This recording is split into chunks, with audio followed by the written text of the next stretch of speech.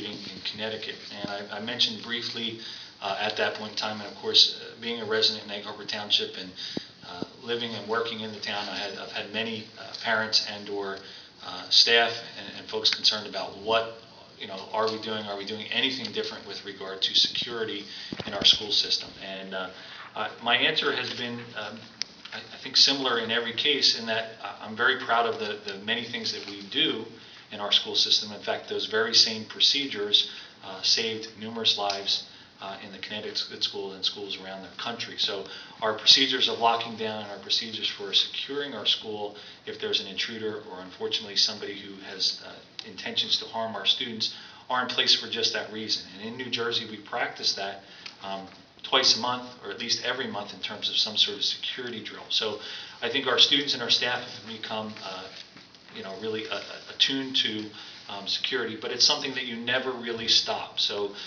the answer is simply, we're doing many good things, but that doesn't necessarily mean that our conversation about how to secure and keep our schools safe for our faculty, our students, our staff, our administration is really an ongoing conversation. So to that end, our security director, Mr. Scopa, has been meeting with each building security teams and crisis teams to really make an assessment and relook at their facilities. We've visited our schools and looked at where we think there are areas. I've received a few emails from staff, a few emails from parents, in many ways thanking us for what we do, but also saying, hey, would you consider that this to me looks like something that we should look at, whether it's an entrance to our school or an access to a door.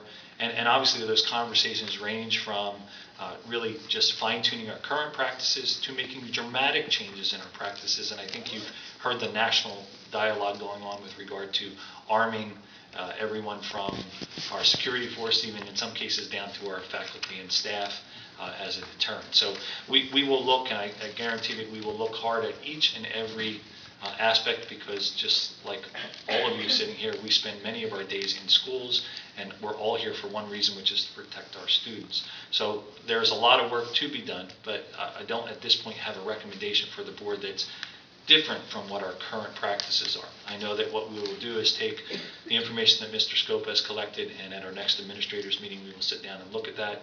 I know I've had questions from board and from community about whether or not going to an extreme of having weapons on staff members within the school, our retired police officers that are part of security. And there's actually some question whether, with regard to the legality of how you do that and can you do that, the liability. So it's really not a simple answer to a complex problem, but what we know and what I think the district does well is to try to get out in front of that conversation and learn from the experiences, good and bad, across our region and across our country, and then make rational decisions on how we can best protect our employees in a way that's fiscally responsible, in a way that makes sense from a liability standpoint and doesn't create 2 or 3 different layers of problems. So that is really, in a very overbroad sense, where we are in the process. I just wanted to report back to all of you and to the board that it is just that, a process that is in motion, and we will communicate if we make different recommendations from our current. But we feel overall, while you can't protect if somebody has an intention to go harm people all the way, we feel that we have good barriers in place, good procedures in place that will at least do the best that we can to protect our students and our staff and all of us that are in buildings in our school system. With that,